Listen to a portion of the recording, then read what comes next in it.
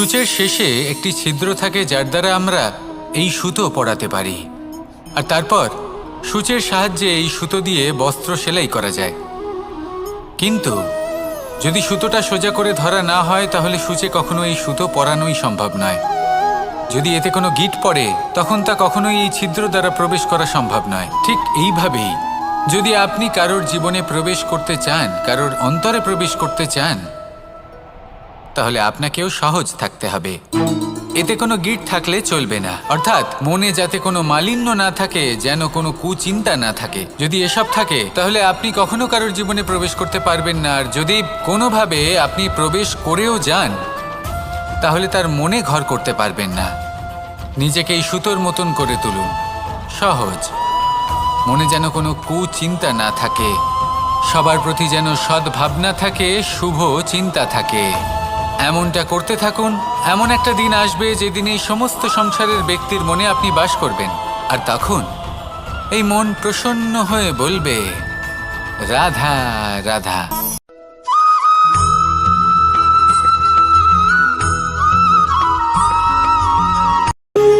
যখন মানুষের মৃত্যু হয় তখন কি হয়? অনেক সংখ্যক মানুষ শোক পালন করতে চলে আসেন। যে ব্যক্তি মৃত্যু লাভ করেছেন তার অনেক বস্তু থাকে যেগুলো তার প্রিয়, যেগুলো তিনি ব্যবহার করেছেন। তার শয্যা, তার বস্ত্র, তার আভূষণ সবকিছু তার থেকে বিচ্ছিন্ন করা হয় এবং খালি হাতে তাকে শ্মশানের উদ্দেশ্যে রওনা করা হয়। আমি আপনাকে এই প্রশ্ন করতে চাই, আপনি এই সংসারে কি অর্জন করেছেন? ধন সম্পত্তি, বস্ত্র, আভূষণ, এই সব কিছু যে আপনি অর্জন করেছেন, আপনার মৃত্যুর পরে তা আপনার থেকে দূর হয়ে যাবে। এর উত্তর হলো একটাই, আপনার কর্ম। শুধু সেটাই আছে যা একান্ত আপনার, আর শুধু সেটাই এই সংসার থেকে চলে যাওয়ার পরেও সংসারেই জীবিত থাকবে। যদি আপনি দুষ্কর্ম করেন তাহলে এই সংসার আপনাকে একটি অনুচিত উদাহরণ হিসেবে মনে রাখবে যে এই ব্যক্তি খুব পাপী ছিল, অনুচিত কর্ম করতেন। যে পথে তিনি চলেছেন সেই পথে কারোর চলা উচিত নয়। সেখানেই যদি আপনি সৎকর্ম করেন তাহলে সংসার চিরকাল এটাই বলবে যে খুব ভালো মানুষ ছিলেন, সবাইকে ভালোবাসতেন, সবাইকে সাহায্য করতেন, আমার খুব প্রিয় মানুষ ছিলেন। এটাই হলো শ্রেষ্ঠ কর্ম। সেই জন্য জীবনে শুধুমাত্র ধন সম্পত্তি, আভূষণ এই সব অর্জন করতে গিয়ে নিজের মনোনিবেশ করবেন না। শ্রেষ্ঠ কর্ম করুন। সংসার থেকে চলে যাওয়ার পরেও এই কর্মই এই সংসারে আপনাকে জীবিত রাখবে। আসুন আমার সাথে ভালোবেসে বলুন, রাধা রাধা।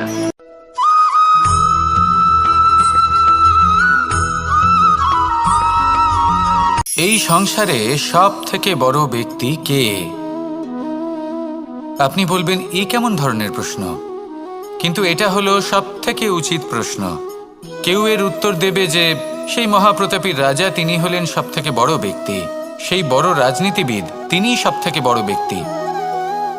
আমি আপনাকে জানাই যে সংসারের সব থেকে বড় ব্যক্তি হলেন তিনি, যার সাথে দেখা করলে আপনি নিজেকে ছোট মনে করবেন না। কোনো ব্যক্তি যিনি সব থেকে বেশি শক্তিশালী, আপনি যদি তার সামনে যান তাহলে উনি আপনার অন্তরের শক্তিকে বাইরে বের করে আনবে, আপনার অন্তরের লুকিয়ে থাকা শক্তিকে জাগ্রত করতে প্রেরণা প্রদান করবে। তিনি হলেন বড় ব্যক্তি, তিনি হলেন মহান ব্যক্তি। তিনি নন যিনি নিজের বল এবং ঐশ্বর্য দ্বারা আপনাকে তার সামনে ছোট প্রমাণ করবেন। এবং সেই জন্য মহাদেব আমার আরাধ্য হলেন আমার খুব প্রিয়। কারণ রাজা হোক বা ফকির, কেউ যদি ওনার সামনে যান তাহলে সে নিজেকে ছোট মনে করেন না। আপনিও যদি জীবনে অনেক বড় হতে চান তাহলে কাউকে কখনো নিজেকে ছোট মনে করতে দেবেন না। তার অন্তরে বড় হয়ে ওঠার প্রেরণা প্রদান করুন। আসুন আমার সাথে ভালোবেসে বলুন, রাধা রাধা।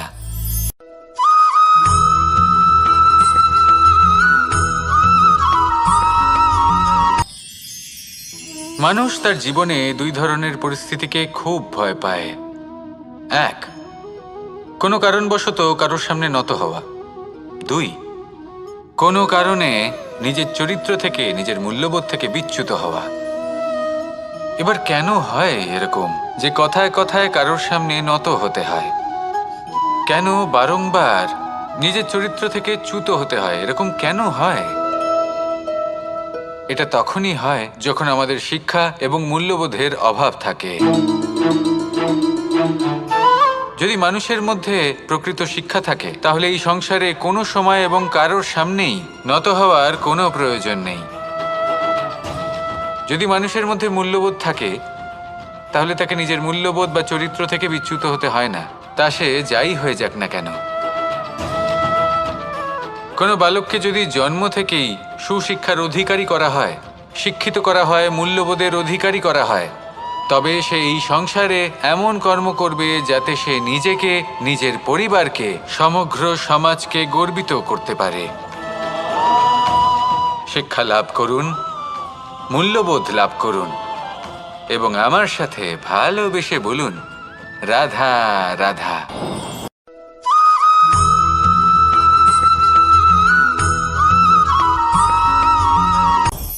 আপনি কখনো পর্বতের শিখরে উঠেছেন? আপনি দেখতে পাবেন পর্বতের পদতলে প্রচুর সুন্দর ফুল রয়েছে, সবুজ বনানী রয়েছে। যত আপনি ওপরে উঠতে থাকবেন, তত ফুল কমতে থাকবে, সবুজ বনানী কমতে থাকবে। আরও কিছুটা ওপরে উঠলে কাঁটা জাতীয় গাছ দেখতে পাবেন, শুকনো গাছ দেখতে পাবেন। আরও যদি ওপরে ওঠেন তাহলে পাষাণ দেখতে পাবেন। আরও ওপরে উঠলে হিমখণ্ড দেখতে পাবেন। এই যে পর্বত, তা মনুষ্য জীবনের সবথেকে উত্তম উদাহরণ। মানুষ যখন সাফল্যের শিখরে পৌঁছতে চান, মহানুভবতার শিখরে পৌঁছতে চান, পথে যত আস্তে আস্তে ওপরে উঠতে থাকেন, ততই ভৌতিক বস্তু তার থেকে বিচ্ছিন্ন হতে থাকে। যদি তিনি সেই ভৌতিক বস্তুগুলি ত্যাগ না করতে পারেন, তাহলে কখনোই সেই স্থানে পৌঁছতে পারবেন না। আর মানুষ যদি উচিত ত্যাগ করতে পারেন, পথে অগ্রসর হতে থাকেন, এগোতে থাকেন, তাহলে একদিন না একদিন তিনি মহানুভবতার, জ্ঞানের, সাফল্যের হিমের স্বাদ অবশ্যই লাভ করবেন। মনে রাখবেন, মানব জীবনে ত্যাগ হলো অত্যন্ত গুরুত্বপূর্ণ অংশ। আসুন আমার সাথে ভালোবেসে বলুন, রাধা রাধা।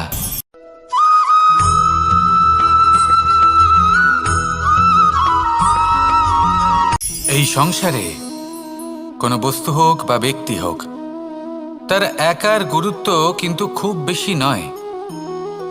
একটা উদাহরণ হিসেবে বৃষ্টির ফোঁটাকে ভেবে দেখুন।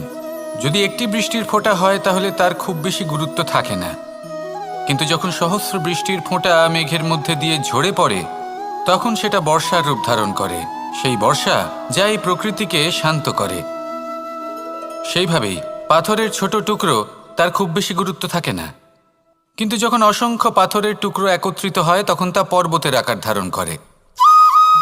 সেইভাবেই কিছু মানুষ যখন একত্রিত হন তখন তৈরি হয় পরিবার, কিছু পরিবার যখন একত্রিত হয় তখন তৈরি হয় সমাজ, যখন অনেক সংখ্যক সমাজ একত্রিত হয় তখন তৈরি হয় রাজ্য। এবার এই রাজ্যের সবথেকে গুরুত্বপূর্ণ ব্যক্তি হতে পারেন রাজা, কিন্তু তাও সেই রাজা একা কিছু করতে পারেন না। যুদ্ধ লড়ার সময় তারও নিজের সৈন্যদলকে প্রয়োজন পড়ে।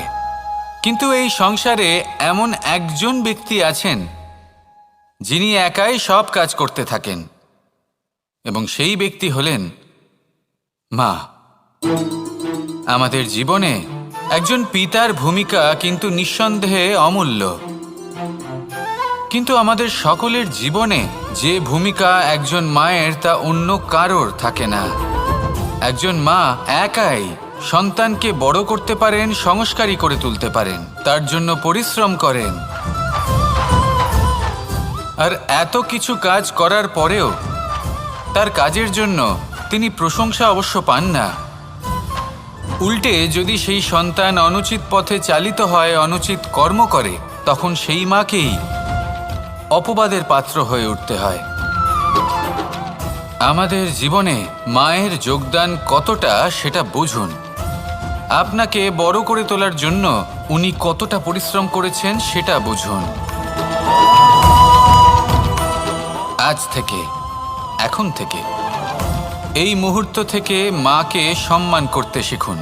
যখন সময় পাবেন, যখন সুযোগ হবে, তখন তার প্রশংসা করুন। ওনারও ভালো লাগবে।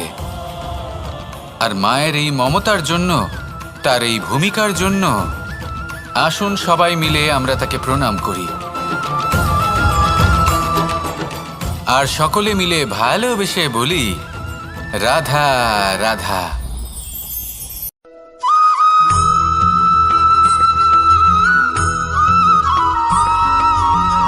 আপনি কখনো কোনো বাজকে নিজের বাসা বানাতে দেখেছেন?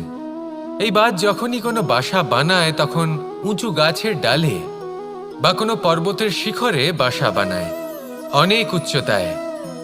আর সেখানে তার সন্তানও জন্মগ্রহণ করে। যখন এই সন্তানেরা জন্মায় তখন এই বাজ খুবই ভালোবেসে এবং খুব সাবধানে এদের পালন পোষণ করে। নিজের ঠোঁট দিয়ে তাদের ঠোঁটে খাবার পরিবেশন করে।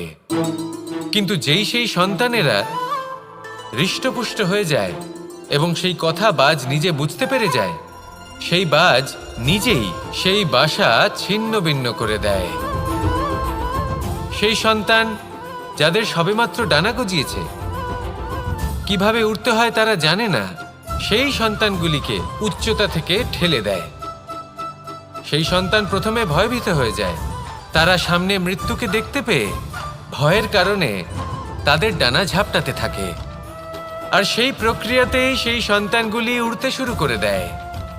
এবার এই ঘটনায় আমরা কি শিক্ষা পেতে পারি? এটাই, যদি আপনি মাতা পিতা হন তাহলে নিজের সন্তানকে অবশ্যই স্নেহ করুন, কিন্তু তাদেরকে নিজের আঁচলের তলায় বেঁধে রাখবেন না।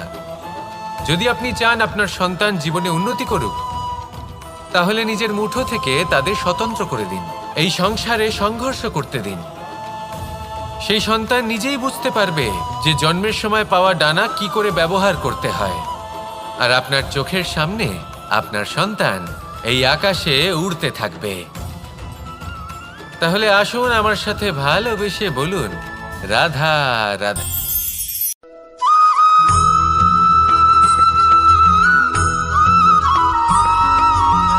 কথায় আছে যে এমন কোনো অক্ষর নেই যার দ্বারা কোনো মন্ত্র হয় না।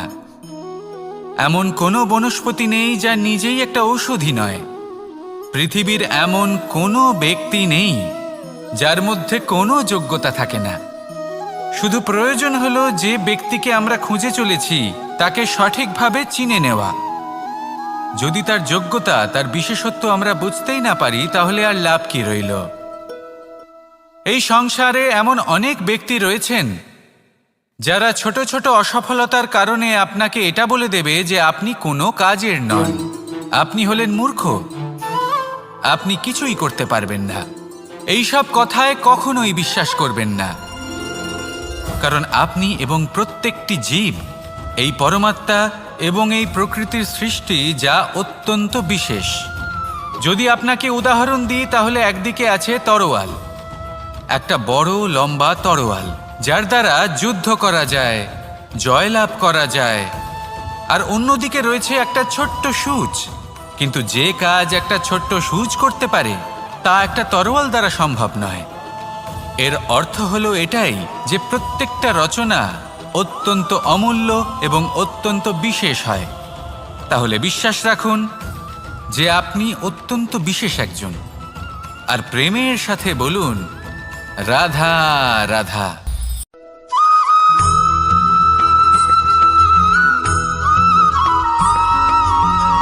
মানুষের মানসিকতা এমন হয় যে সে যতটা করে আশা করে যে তার থেকে অনেক বেশি তার বদলে সে পাবে। দেখুন, সবকিছুই আপনার ভাবনা চিন্তার উপর নির্ভর করছে। আপনি যদি ফলের বিষয়ে ভেবে কর্ম করতে থাকেন তাহলে সেটা অনুচিত। জীবনের আসল আনন্দ হলো নিজের কর্ম করতে থাকা, ফলের চিন্তা করা উচিত নয়। যদি আপনি এরকম ভাবেন যে আমি এতটা করছি, আমার এতটা পাওয়া উচিত, সেই ভাবনা অনুচিত। যদি আপনি সেবার মানসিকতা নিয়ে কর্ম করতে থাকেন, কর্মচক্রে প্রবাহিত হন, যদি আপনি এমন ভাবনা রাখেন যে আমি এতটা পাচ্ছি তাই এর থেকে অনেক বেশি আমি কর্ম করব, তাহলে নিশ্চিতরূপে আপনি যতটা করছেন তার থেকে অনেক বেশি আপনি পাবেন। আপনার আশার থেকে অনেক বেশি আপনি পাবেন। শুধু জীবনে অনেক বেশি কাজ করতে থাকুন, ফলের চিন্তা করবেন না। আর মনে রাখবেন, এই ভাবনাই সব থেকে বড় বীজ। কর্মের উপর বিশ্বাস রাখুন। জীবনে যা যা আপনি চান সবই সুখময় হবে। আসুন আর আমার সাথে ভালোবেসে বলুন, রাধা রাধা।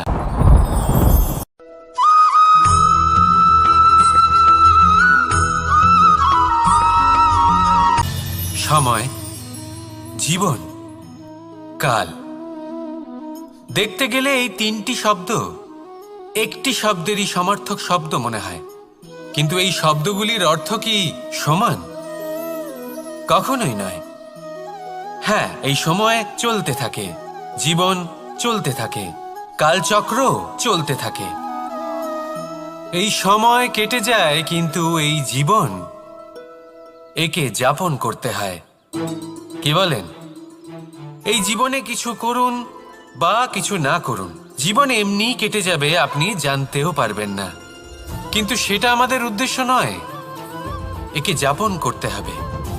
এই জীবনে প্রেরণা পেতে শিখুন, প্রেরণা দিতে শিখুন, আহ্বান গ্রহণ করতে শিখুন, আহ্বান জানাতে শিখুন, মহান কাজ করতে শিখুন, ধন্যাত্মক বোধ জাগিয়ে তুলুন। জীবন অতিবাহিত করার অর্থ কি তা আপনি শিখে যাবেন। কারণ সময় কেটে যায়, সমস্ত যুগ কেটে যায়, কিন্তু জীবনের রীতি জীবন কাটিয়ে দেওয়া নয়, জীবন যাপন করা। এই জীবন সম্পূর্ণরূপে অনুভব করতে হবে, নতুন পথ বানাতে হবে। এবারে যদি এই জীবন বাঁচার সময় একবার ভেবে দেখুন, যদি মনে প্রেম থাকে, সদ্ভাবনা থাকে, তাহলে কি হবে? এই জীবনকে বাঁচার অনুভূতিটাই অন্যরকম হয়ে যাবে, একটা আনন্দময় অনুভূতি লাভ করবেন।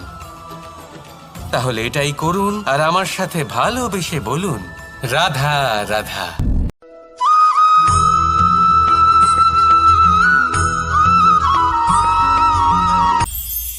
এটা হলো ধান গাছ। এর থেকে যে চাল উৎপন্ন হয় তা মানুষ গ্রহণ করেন। আর এটা কি? এ হলো জংলি ঘাস। একবার ভেবে দেখুন, যদি এই জংলি ঘাস ধান গাছের আশেপাশে থাকে তাহলে কি হবে? ধান উৎপন্ন হতে পারবে? তা উৎকৃষ্ট হতে পারবে? আমরা কি তা গ্রহণ করতে পারবো? কখনোই নয়। এই জংলি ঘাস ধানকে নষ্ট করে দেবে, কিন্তু নিজে জীবিত থাকবে। এটাই হলো আজকের শিক্ষা।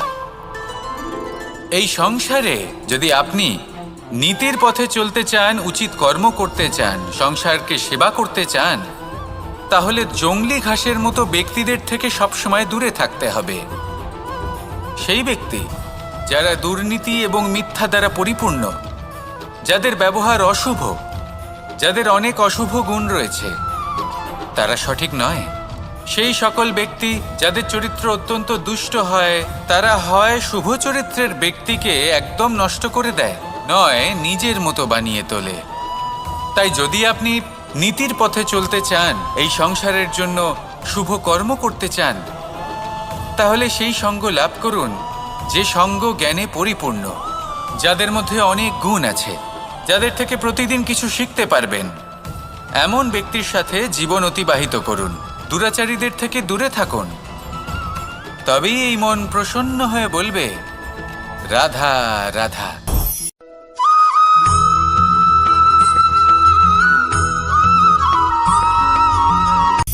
সূচের শেষে একটি ছিদ্র থাকে, যার দ্বারা আমরা এই সুতো পরাতে পারি, আর তারপর সূচের সাহায্যে এই সুতো দিয়ে বস্ত্র সেলাই করা যায়। কিন্তু যদি সুতোটা সোজা করে ধরা না হয়, তাহলে সূচে কখনো এই সুতো পরানোই সম্ভব নয়। যদি এতে কোনো গিঁট পড়ে, তখন তা কখনোই এই ছিদ্র দ্বারা প্রবেশ করা সম্ভব নয়। ঠিক এইভাবেই যদি আপনি কারোর জীবনে প্রবেশ করতে চান, কারোর অন্তরে প্রবেশ করতে চান, তাহলে আপনাকেও সহজ থাকতে হবে। এতে কোনো গিঁট থাকলে চলবে না, অর্থাৎ মনে যাতে কোনো মালিন্য না থাকে, যেন কোনো কুচিন্তা না থাকে। যদি এসব থাকে, তাহলে আপনি কখনো কারোর জীবনে প্রবেশ করতে পারবেন না। আর যদি কোনোভাবে আপনি প্রবেশ করেও যান, তাহলে তার মনে ঘর করতে পারবেন না। নিজেকে এই সুতোর মতন করে তুলুন, সহজ। মনে যেন কোনো কুচিন্তা না থাকে, সবার প্রতি যেন সদ্ভাবনা থাকে, শুভ চিন্তা থাকে। এমনটা করতে থাকুন। এমন একটা দিন আসবে যেদিন এই সমস্ত সংসারের ব্যক্তির মনে আপনি বাস করবেন, আর তখন এই মন প্রসন্ন হয়ে বলবে, রাধা রাধা।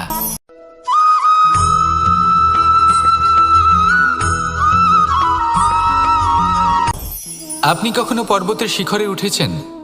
আপনি দেখতে পাবেন পর্বতের পদতলে প্রচুর সুন্দর ফুল রয়েছে, সবুজ বনানী রয়েছে।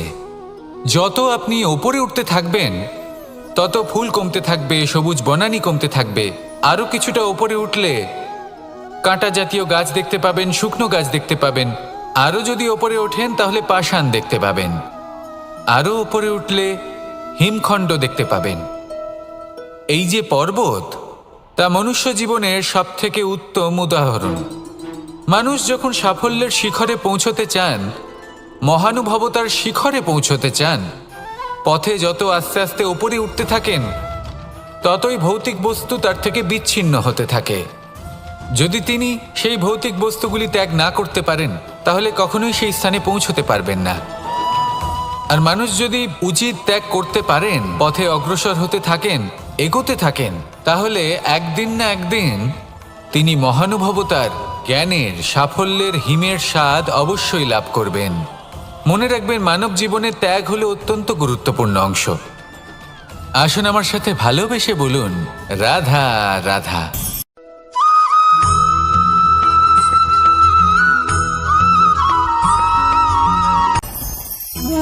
ভোজন।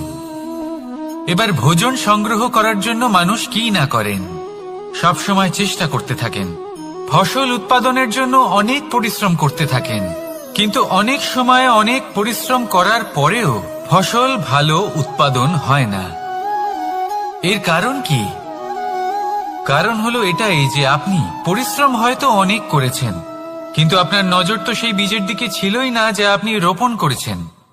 সেই জন্য সবসময় কোনো বীজ রোপণ করার আগে তাকে পরখ করে দেখুন, তা অত্যন্ত আবশ্যক।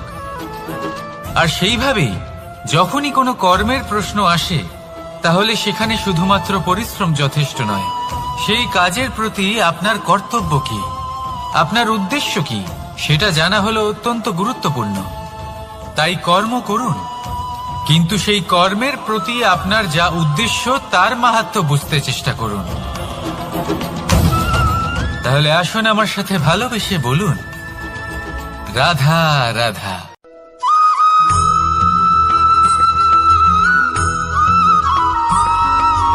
বসন্ত ঋতু, এই সময় মন আনন্দে ভরে থাকে। এমন মনে হয় যেন আমরা আকাশে বিচরণ করতে চলে যাই, কিন্তু সেটা তো সম্ভব নয়। সেই জন্য হয়তো আমরা ঘুড়ি ওড়াই, এই ঘুড়িকে নিজেদের প্রতিরূপ মনে করে। এবার অনেক মানুষ আছেন যারা ঘুড়ি ওড়ান, কিন্তু এই কর্মের সারমর্ম কি সেটা কজন বুঝতে পারেন? আপনি এটা মনে করুন যে আপনি হলেন সেই ঘুড়ি, আর এই সুতো যিনি ধরে রয়েছেন তিনি হলেন পরমাত্মা। আর এই সুতো যেখান থেকে শুরু হয় সেই লাটাই হলো আমাদের কর্মচক্র। এবার আপনি নিজেই অনুমান করুন যে এই উড়ান কার ওপর নির্ভরশীল, পরমাত্মার ওপর আর আপনার কর্মের ওপর।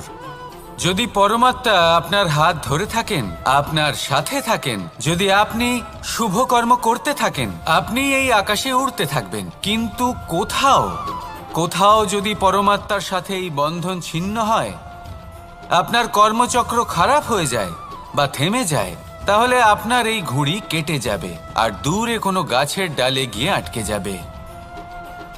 তাই শুধুমাত্র ঘুড়ি ওড়াবেন না, তার থেকে শিখুন, পরমাত্মার সাহচর্যে থাকুন, সবসময় শুভ কর্ম করতে থাকুন আর সবসময় এই আকাশে উড়তে থাকুন। আসুন আর আমার সাথে ভালোবেসে বলুন, রাধা রাধা।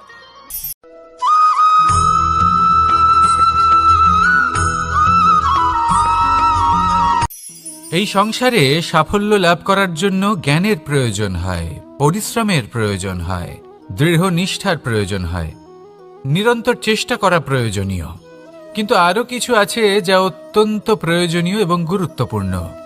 তা হলো ভালো বন্ধু, তাদের থাকা অত্যন্ত প্রয়োজনীয়। যদি ভালো বন্ধু থাকে তাহলে সময় এলে তারা ঢাল হয়ে আপনাকে সুরক্ষা করবেন। সময় এলে অস্ত্রের মতো শত্রুকে সংহারও করবেন। যদি তিনি জ্ঞানী হন, তাদের মধ্যে সদ্গুণ থাকে, তাহলে এই সব গুণ আপনার মধ্যেও প্রবেশ করবে।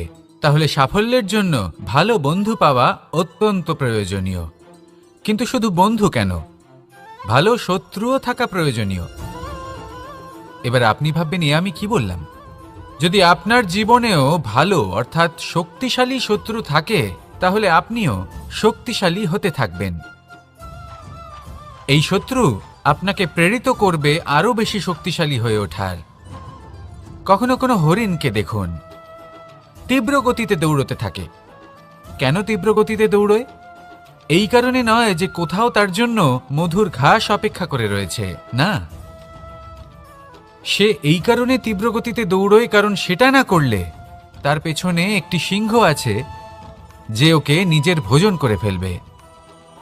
তাই জীবনে বিপদ, সংকট, এই সব কিছুও হলো অত্যন্ত গুরুত্বপূর্ণ। তার সম্মুখীন হতে শিখুন আর আমার সাথে ভালোবেসে বলুন, রাধা রাধা।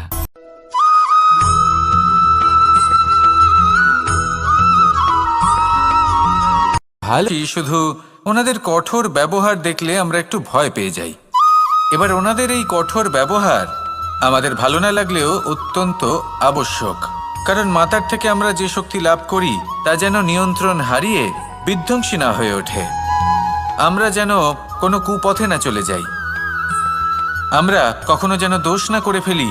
শুধু সেই জন্য পিতা এবং গুরু একটু কঠোর হয়ে ওঠেন, এবং ওনাদের এই কঠোর আচরণ ভবিষ্যতে গিয়ে আমরা অবশ্যই বুঝতে পারি।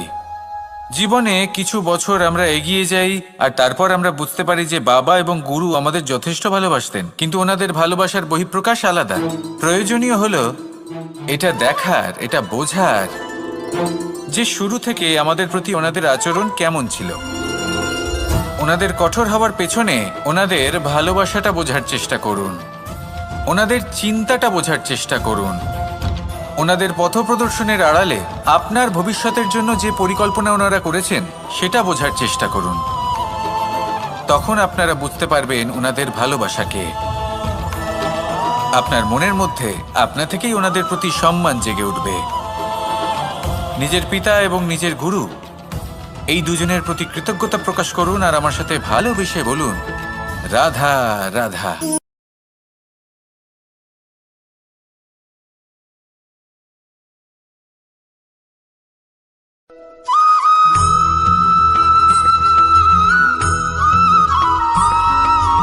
কথায় আছে, প্রত্যেক পুত্র তার পিতার প্রতিচ্ছবি হয়, আর সমস্ত প্রতিচ্ছবি চায় যেন সে তার অস্তিত্ব প্রাপ্ত করতে পারে। পুত্র চায় সে যেন তার পিতার মতো হয়, বা কখনো কখনো তার থেকেও শ্রেষ্ঠ হয়। সেটা কোনো অনুচিত ব্যাপার নয়। অনুচিত তখন হয় যখন পুত্র নিজের পিতার মতো হবার স্বপ্ন পূরণ করতে গিয়ে বা তার থেকেও শ্রেষ্ঠ হওয়ার স্বপ্ন পূরণে অনুচিত পথের আশ্রয় নেয়। কারণ তারপরে সে তার পিতার গুণগুলি আত্মসাৎ করতে চায় না।